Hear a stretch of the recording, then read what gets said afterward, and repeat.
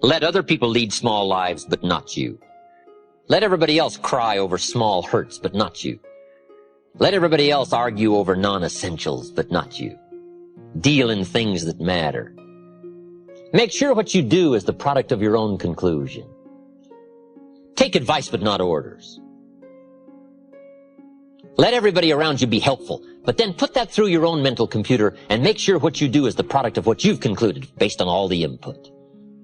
All of us should be students of inevitability.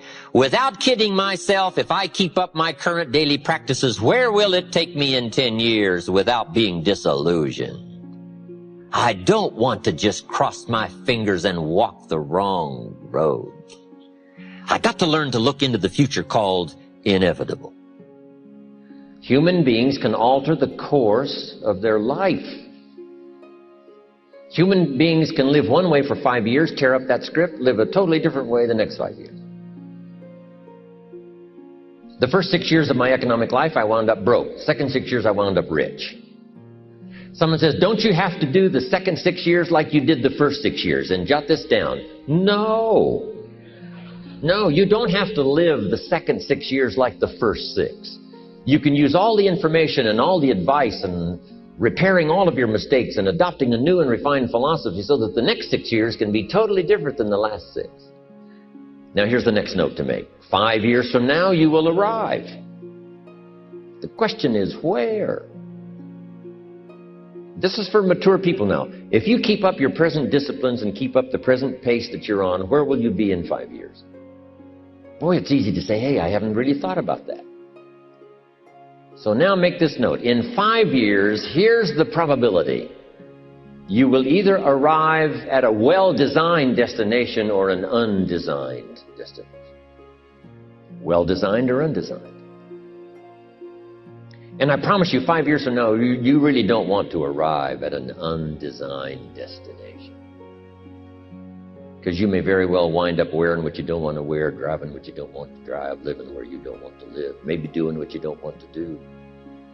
Simply because you didn't design a better destination. 5 years from now, I wish for you to arrive at a well-designed place. A place of productivity. A place that'll make you feel good about yourself. A place that'll give you honor and respect.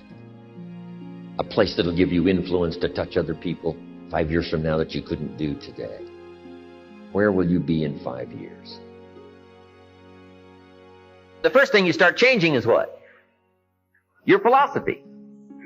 You start changing your mind. You start changing how you think. You start picking up new ideas and information. Gather new knowledge. Make better decisions about what's valuable. And I'm telling you, if you'll do that, your whole life will change. Your health will change. Your relationship with your family will change. Your ability to cope with challenges and problems will change. I'm telling you, income, promotions, all of it will change. If you will change, it'll all change. If you won't change, it isn't going to change. You can keep your fingers crossed if you want to and hope they'll straighten it out. You can wish for the wind not to blow quite as severe, but I'm telling you, wishing for the wind to change in your favor, we call naive at best. Don't do this any longer. Wish for a better wind. The key is to wish for the wisdom to set a better sail. Utilize whatever wind that blows to take you wherever you want to go. That is the philosophy I picked up at age 25, and it revolutionized my whole life. And here's what I found. I found it was easy. I got rich by the time I was 31, and it was easy. Now here's my definition of easy. Got to jot this down. My definition of easy, meaning something I could do. I figure if it's something you can do, it's easy. Now here's a parenthesis. Parenthesis, I worked hard at it. I found something I could do, which was easy, but I worked hard at it. I got up early and stayed up late, worked hard that 6 years. But what I did was easy, meaning it was something I could do. You say, well, Mr. Rohn, if it was so easy, how come everybody else around you during that 6 years, how come they didn't get rich? Here's why. It's easy not to. How else would you describe it? That's it. You say, no. For all of the rest of them, it was hard for them and it was easy for you. That's not true. You couldn't debate me on that in front of this intelligent audience. But here's the challenge. Let me give it to you in a philosophical phrase. I tend to be a little philosophical. Here it is. The things that are easy to do are also easy not to do. That's the difference between success and failure. So you've got the choice here today of one of two easies. Easy to or what? Easy not to. I can give you in one sentence how I got rich by the time I was 31. Here it is in one sentence. I did not neglect to do the easy things I could do every day for 6 years. Underline. I did not neglect. That's the key. I found something easy I could do that led to fortune, and I did not neglect to do it. Major reason for not having everything you want in America. Major reasons for not having more of what you want in America. More health, more money, more power, more influence, more everything. Major reason why you don't get it. Simple answer. Neglect. Neglect. And here's the problem with neglect. It starts as an infection. And if you don't take care of it, it becomes a disease. And here's what else is the problem. One neglect leads to another. Neglect to do wise things with your money, you'll probably neglect to do wise things with your time.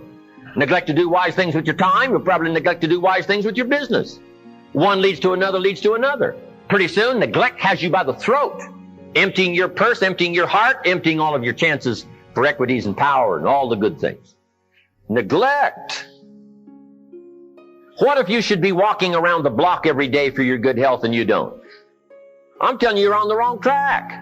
You should do it, you could do it, you don't do it. That's called formula for disaster. All you've got to do is let that and a few other things accumulate for 6 years, and now you're driving what you don't want to drive, wearing what you don't want to wear, living where you don't want to live, doing what you don't want to do, maybe having become what you really didn't want to become. I'm telling you, that's it.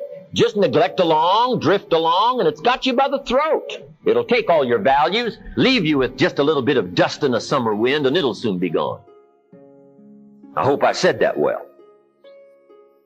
That's it. It's where I found myself at age 25 until my teacher came along and said, Mr. Owen, up till now you've messed up. Let's see if we can't clean that up, change it all. I did. Changed my life. Not just the money, all the rest of the values that came pouring in when I understood that it was me. It was me. We intend to when the idea strikes us. We intend to when the emotion is high. But now if you don't translate that into action fairly soon, now the intent starts to diminish. And a month from now, it's cold. A year from now, it can't be found. So act. Set up a discipline when the emotions are high and the idea is strong and clear and powerful. That's the time to set up the discipline. Somebody talks about good health and you're stirred. Say, right. You need to get a book on nutrition. Get the book before the idea passes and before the emotion gets cold. Go for the book. Start the library. Start the process. Fall on the floor. Do some push-ups. Action. Got to take action. Otherwise, the wisdom is wasted. Otherwise, the emotion soon passes. Unless you put it into a disciplined activity. Capture it. Disciplines is called how to capture the emotion and how to capture the wisdom and translate it into equity. Disciplines. Now, here's what's important about disciplines. All disciplines affect each other. In fact, here's a good philosophical phrase. Everything affects everything else. Nothing stands alone. Don't be naive in saying, well, this doesn't matter. I'm telling you, everything matters. There are some things that matter more than others, but there isn't anything that doesn't matter. We all pity the man who says, well, this is the only place I let down. Not true. Key to take home. Every letdown affects the rest of your performance. Every letdown affects the rest. This is part of the educational process on personal development. If you don't take the walk around the block, you probably won't do the apple a day. If you don't do the apple a day, you probably won't start building your library. If you don't build your library, you probably won't keep a journal, and you won't take pictures, and you won't do this, you won't do wise things with your money, won't do wise things with your time, won't do wise things with your possibilities and relationships, and the first thing you know, 6 years of that accumulated, and we say you have messed up. So the whole key to reversing that process now is to start picking up these disciplines. Now here's the positive side. Every new discipline affects the rest of your disciplines. Every new one affects the rest. That's why action is so important. The least action, the smallest action. Take it. Because when you start accomplishing and the value starts to return from that one action, it'll inspire you to do the next one and the next one and the next one. You start walking around the block, it'll inspire you to get an apple. Get an apple, it'll inspire you to get a book. Get a book, it'll inspire you to get a journal. Get a journal, it'll inspire you to grow, develop some skills. All disciplines affect each other. Every lack affects the rest. Every new affects the rest. The key is to diminish the lack and set up the new. And you've started a whole new life process. Key. Also, one more thought on discipline. Here's the greatest value of discipline. Self-worth. Self-esteem. People are teaching self-esteem these days, but they don't connect it to discipline. The least lack of discipline, and it starts to erode our psyche. One of the greatest temptations is to just ease up a little bit, right? The slightest lack of doing your best starts to erode the psyche. Instead of doing your best, doing just a little less than your best. Sure enough, you say, well, it's just going to affect my sales. No, it's going to affect your consciousness. It's going to affect your philosophy. Now you've begun in the slightest way to affect your own philosophy. Here's the problem with the least neglect. Neglect starts as an infection. And if you don't take care of it, it becomes a disease. And one neglect leads to another. And the worst of all, when neglect starts, it diminishes our self-worth, our self-confidence, our self-value. You say, well, how can I get back my self-respect? I'm telling you, you don't have to go to 29 classes.